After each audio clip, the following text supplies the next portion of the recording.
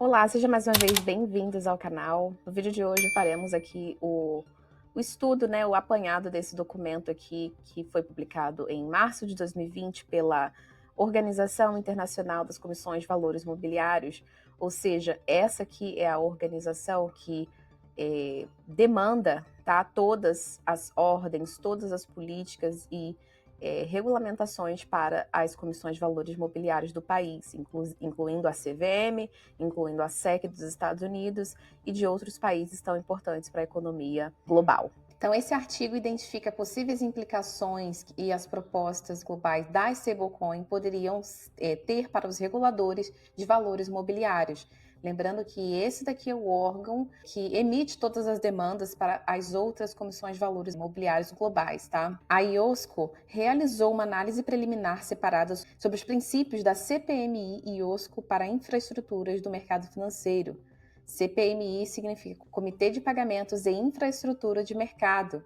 E a IOSCO é a Organização Internacional das Comissões de Valores Mobiliários. A análise conjunta conclui que os princípios para infraestruturas de mercado financeiro se aplicam a acordos de stablecoin global, nos quais tais diretrizes performam funções em redes de pagamento sistemicamente importantes, ou outras funções de infraestrutura de mercado financeiro que sejam sistemicamente importantes e poderia, portanto, aplicar-se ao estudo de caso hipotético. Então, aqui do que se trata? Membros da IOSCO também concluíram que as recomendações de política para fundos de mercado, princípios para ETFs e relatórios finais em plataformas de negociação de criptoativos podem se aplicar a stablecoins globais, como a do caso de estudo hipotético. A IOSCO estabeleceu um grupo de trabalho stablecoin dentro da sua rede fintech para considerar e avaliar as propostas globais de stablecoins sob a perspectiva dos reguladores de mercado de valores imobiliários. A IOSCO encoraja uma resposta intersetorial coordenada globalmente, isso aqui a gente tem que prestar atenção, pessoal, olha, coordenada globalmente aos desafios regulatórios internacionais. Então, isso aqui é algo que parte de cima e vem setorizado para cada país, de forma que essas regulamentações se conversem, tá? Não vai existir mais essa discrepância entre regulamentações e entre jurisdições. Agora, eles estão partindo para um momento de level playing field. Isso é repetido várias vezes nesses documentos, que significa o nivelamento do campo de jogo. Então, aqui a gente, na introdução, ele diz, olha, marquei as partes mais importantes para a gente, para entendermos aqui esse estudo de caso hipotético. Os primeiros criptoativos, incluindo o Bitcoin, projetados como meio de pagamento, normalmente sofreram da alta volatilidade em relação às moedas fiduciárias estabelecidas. Para aproveitar o potencial benéfico de pagamentos usando uma forma de ativo criptográfico, várias entidades privadas desde então se esforçaram para projetar um criptoativo de baixa volatilidade mais adequado, chamando-o de stablecoin ou moeda estável. Essas iniciativas incluem propostas com potencial de alcance e adoção global, as chamadas stablecoins globais, que provavelmente serão emitidas por grandes empresas de tecnologia globais estabelecidas. Pessoal, olha só, isso aqui é tão importante, olha só o que ele diz. Tá? Ele fala aqui de stablecoins globais que serão emitidas por empresas de tecnologia globais estabelecidas. E o que ele quer dizer aqui com esse estabelecidas? São empresas que já têm um alcance maior, já têm uma rede maior de participantes, já têm muitos clientes. O estudo de caso hipotético é uma stablecoin que poderia atuar como uma moeda global e infraestrutura financeira potencial usada para pagamentos domésticos e transfronteiriços, que usa um fundo de reserva e intermediários como meio de alcançar um preço estável.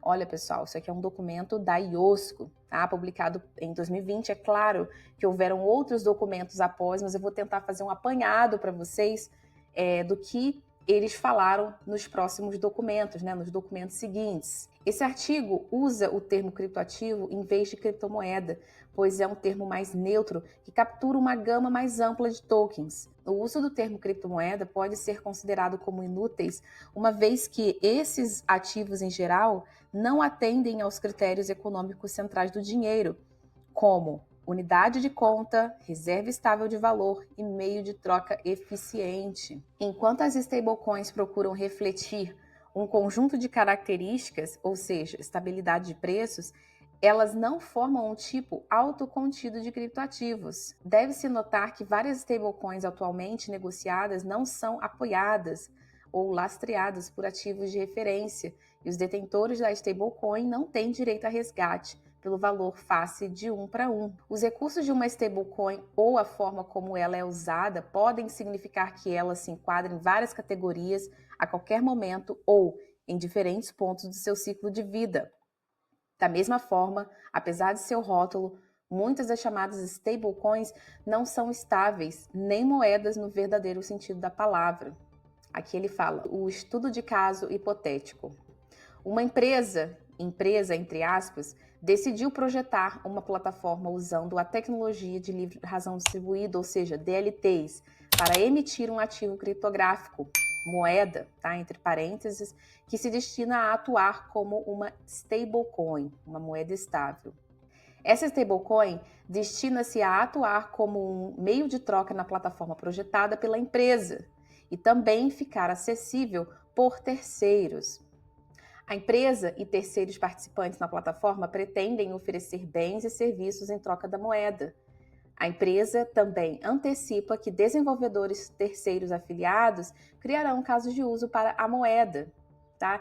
Esse daqui ele deixa entre parênteses porque são componentes desse caso de estudo hipotético, tá, pessoal? A empresa declarou que a moeda será lastreada por ativos que são mantidos em contas de várias instituições financeiras globais, coletivamente o Fundo de Reserva. Olha só, pessoal.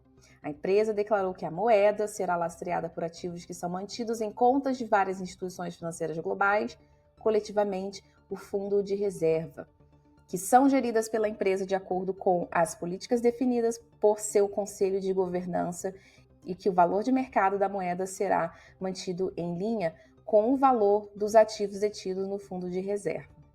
Presta atenção nessa história deles aqui. A companhia afirmou que o fundo de reserva será gerido com o objetivo de preservação do valor e liquidez. O fundo de reserva será composto por moedas de baixa volatilidade, depósitos bancários e instrumentos de dívida soberana.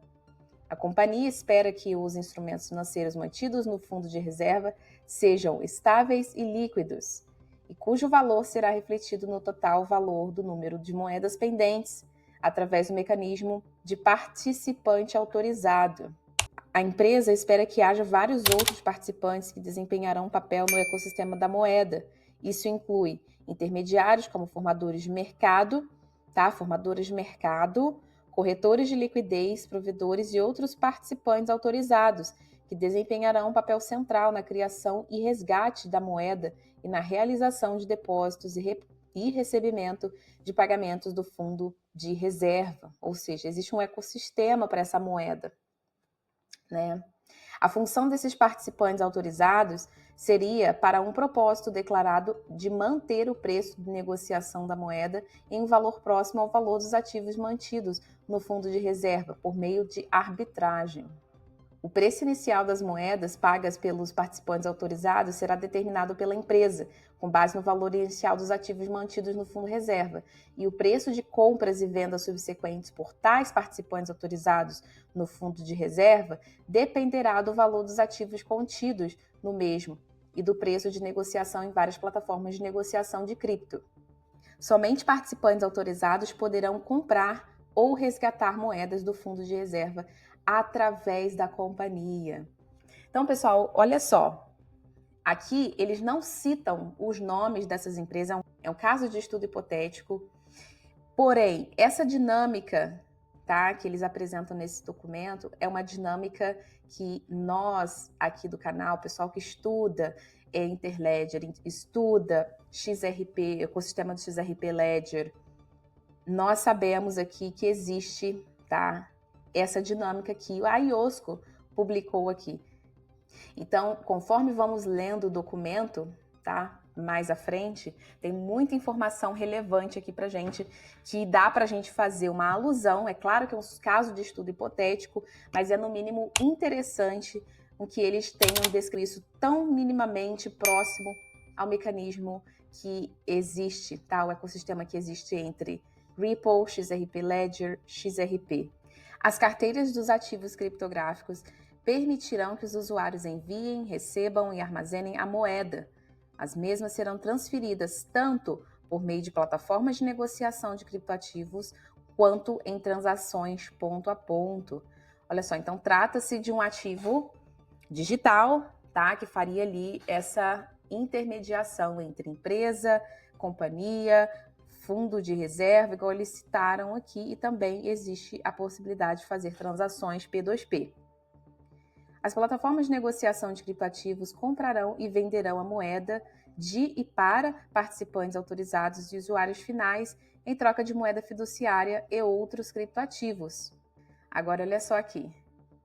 O estudo de caso hipotético é estruturado para destacar questões em dois aspectos importantes, front e back-end, tá? Que é a parte de visão do usuário e a parte de mecânica daquele sistema, tá? A parte de trás ali bancária. Aqui ele diz, aplicação dos princípios e recomendações da IOSCO ao front-end, tá? Aquilo que o cliente veria, tá? Na tela do celular dele. O estudo de caso hipotético sugeriria que os usuários pudessem fazer pagamentos usando a moeda. Essas atividades podem potencialmente representar pagamentos regulamentados e atividades bancárias ou até mesmo sistemas de pagamento regulamentados. Se adotado em larga escala, pode se tornar sistemicamente importante. As infraestruturas de mercado financeiro, as FMIs, facilitam a compensação, liquidação, registro monetário e outras transações financeiras, como pagamentos e contratos de derivativos. Eles, portanto, desempenham um papel essencial no sistema financeiro global e na economia em geral. Em termos gerais, os princípios para a infraestrutura de mercado são projetados para serem aplicados a todas as FMIs, tá? Determinados como sistemicamente importantes pelas autoridades nacionais. Então, olha só, todas as infraestruturas de mercado financeiro, esses princípios e recomendações de front-end são recomendados para todos. Então, você vê que é algo global, você vê que é algo que vai além de um só país, de uma só jurisdição. A aplicação dos princípios e recomendações da IOSCO ao estudo de caso hipotético do back-end, ou seja, aquilo que não vemos dentro do banco, aquilo que só funciona no sistema, nos códigos. Voltando ao back-end do estudo de caso hipotético, o fundo de reserva e os juros ou obrigações decorrentes do fundo de reserva podem ascender a vários tipos de títulos, dependendo da estrutura e função do fundo de reserva e dos direitos e obrigações de intermediários, incluindo participantes autorizados e detentores de moedas, tá? Essa moeda aqui é o que a gente mais precisa focar aqui nesse documento, porque você vai olhar a participação a participação dela dentro desse ecossistema é chave, tá, para o funcionamento do mesmo. A moeda, vendida em troca por moeda fiduciária para participantes autorizados, lhes dá direito a uma participação proporcional e benéfica no fundo de reserva, ou seja, parece que quem deter essa moeda terá uma participação autorizada nesse fundo de reserva, tá? Olha só, vendida em troca por moeda fiduciária para participantes autorizados, lhes dá direito a uma participação proporcional e benéfica no fundo de reserva. Os participantes autorizados poderão resgatar suas moedas mediante solicitação ao fundo de reserva. Independentemente de qualquer stablecoin se tornar uma referência ou não, os princípios descritos nesse trabalho são úteis como ponto de partida para entender as áreas de risco inerentes ao cálculo e publicação de preços.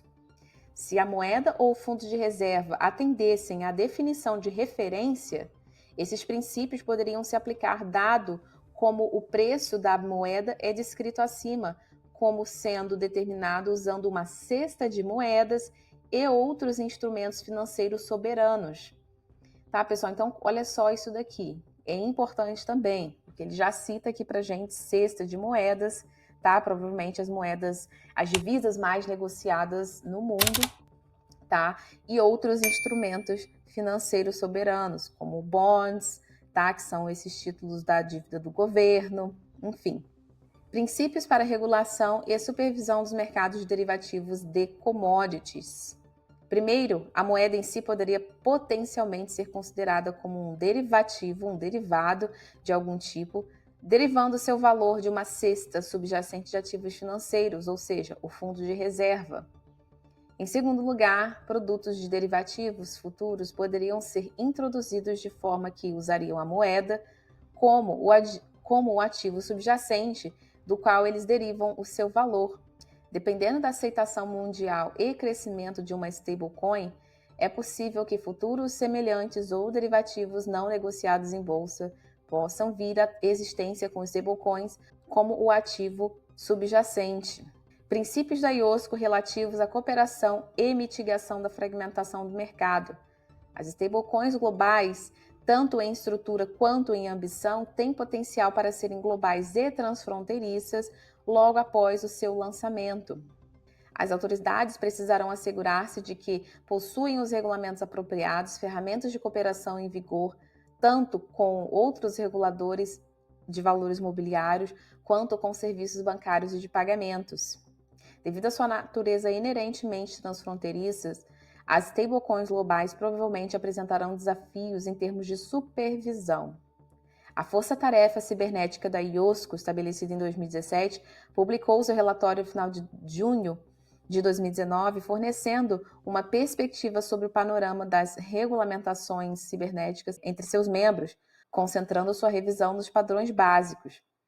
Os padrões fundamentais são 3 estruturas cibernéticas proeminentes e amplamente respeitadas. Então tem essa NIST, essa IEC e também a ISO, tá? Então, isso aqui está diretamente ligado também com, provavelmente, padrão de mensagens financeiras ISO 20022, porque eles caracterizam aqui esses membros, padrões fundamentais, tá? Dessas estruturas cibernéticas. O estudo de caso hipotético também pode ter o potencial de replicar produtos e serviços com a moeda como novo meio de pagamento. Por exemplo, os provedores de serviço financeiro podem desenvolver serviços que os consumidores gastem, economizem, enviem, tomem empréstimos e invistam por meio de um ecossistema de stablecoin, inclusive com esses serviços acessíveis por meio de aplicativos de telefonia móvel. Liquidez. O estudo de caso hipotético teria a moeda emitida e resgatada por meio de intermediários atuando como participantes autorizados. Se esses participantes autorizados atuassem como compradores de última instância, na falta de outras garantias, a capacidade do fundo de reserva em dispor de recursos suficientes em ativos para reembolsar os participantes autorizados no resgate da moeda seria contingente sobre os ativos mantidos no mesmo, preservando seu valor e a capacidade de vendê-los no próprio fundo de reserva com rapidez suficiente para pagar o participante autorizado. Ou seja, olha só, ele já fala de compradores de última instância, participantes autorizados e o fundo de reserva. Política monetária. Assumindo o sucesso da estrutura do estudo de caso hipotético, o mesmo poderia afetar a eficácia dos instrumentos de política monetária usados pelos países. A adoção mundial de tais stablecoins pode diminuir a liquidez e os volumes de transações em moedas nacionais. Isso provavelmente teria um impacto maior em países com moedas voláteis ou uma taxa de juros mais alta. Também poderia aumentar a probabilidade e os efeitos de eventos como fuga de capitais, o que poderia, por sua vez, resultar na desvalorização da moeda nacional. Então, aqui, se eles começassem a transacionar com uma moeda, tá, intermediária, tá, essa stablecoin, para ser ali o desbloqueador do capital que está parado, né? Ainda existem muitas instituições utilizando a situação do nostro vostro. Como é que isso afetaria os mercados? Quem seria esse agente? Ou quais ativos digitais poderiam desempenhar esse papel? Tá? Quais ativos digitais têm clareza regulatória, o teste do tempo, eficiência suas funcionalidades, tá? Então, tudo isso tem que ser levado em consideração. Para o vídeo de hoje foi isso, eu estou aqui trazendo algumas informações da IOSCO, ainda tem alguns outros documentos que eu quero colocar aqui no canal, fazer uma discussão também, coisas que já saíram, mas eu demorei algum tempo aí para ler tudo, para verificar tudo, e eu vou colocar aqui no canal para vocês também. Vejo vocês em breve, no próximo vídeo, e até mais.